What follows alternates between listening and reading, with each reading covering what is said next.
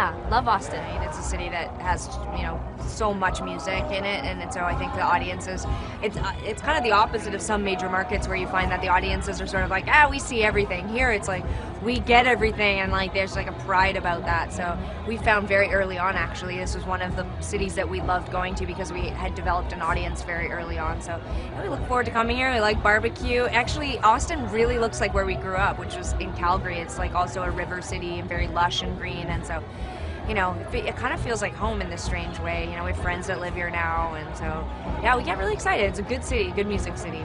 Last year we played, well, we didn't really play, we attended a screening of our DVD here in Austin, and that was so cool because usually when we're doing a show there's a lot of like the setup and the sound check and the sort of like routine of performing that sort of keeps you from really experiencing the city. And when we were here, it was sort of kicking off our DVD screening tour, and there wasn't really anything we had to do. We just had to show up to the movie theater and watch the screening with the fans and everything like that. So our mom flew out, and we had some friends here, and we ate at a bunch of different restaurants, and we just really took it easy, and we got to see a lot of the city. I think we went bowling. We did go bowling as well. Bowling. We really lived it up. Yeah, it was like 3 days in Austin. Wild. Yeah, it was like a vacation. So our experience here now, I think, is a little more well-rounded even than a lot of the places that we go, because you're sort of like in and out really quick, and we've actually had an opportunity to, you know, to hang out. We also have like a family friend that lives here, so it's like, you know, we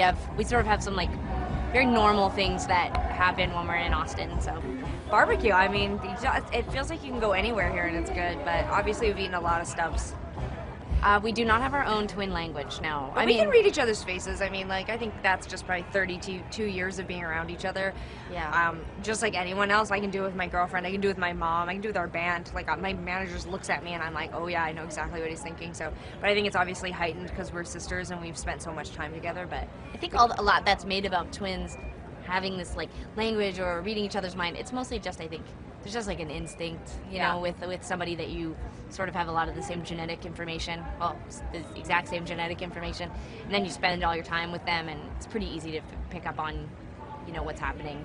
Yeah, there's been a collaborative, like, or a natural collaborative energy between us since we started playing music as kids. So, and I think that was, you know, this, like Sarah said, an instinct almost, you know, between us, and certainly for our voices because they're similar enough, like in terms of doing harmonies or singing parts that each other has written. It's very easy. So we have a leg up. It's an unfair advantage, like for harmonies, for anything, like for music certainly. But like I feel like other bands, like we're in the three-legged race. We're kind of just like half a leg ahead of them.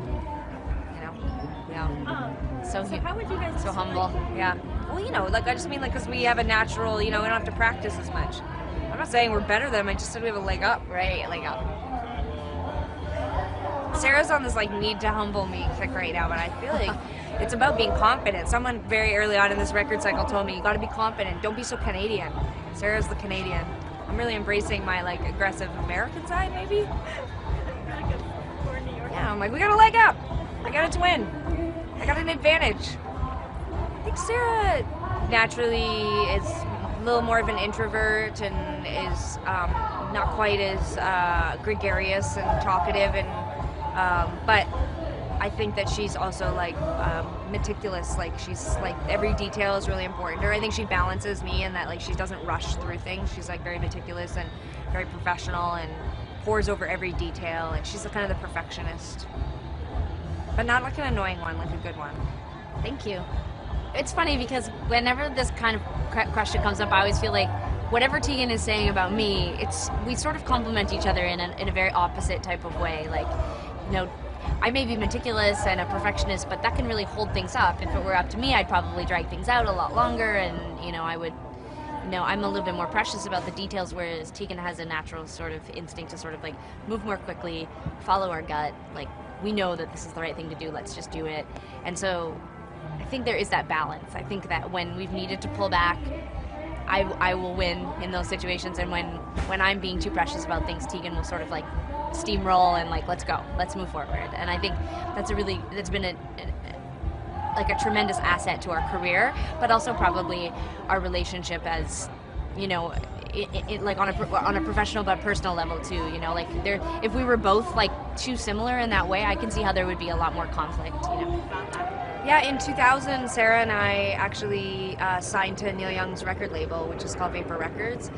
We were just out of high school, and we'd sort of been courted by some major labels, but when Elliot Roberts, who manages Neil and runs the label, when he approached us, he sort of was like, go to a major label and sort of take a chance that they're going to lose interest and maybe not invest in you in the future, or stay with us and make 5 records and, you know, reassess when you're 30 and whatever, just this whole thing. And we didn't know what we wanted to do, but we knew that we didn't want to roll the dice. So we took the Vapor indie route, and it's obviously been very good to us. And one of our first tours was with Neil Young and the Pretenders, so they made good on their promise to help us out. And so we've had a relationship for a long time with them. And you know, now we're on Warner, but we still consider Vapor our family. And yeah, very excited that Neil's here. Although we won't be here to see the show. We're flying to Mexico tomorrow. But I know, but still, in theory, we're here with everyone. So, right.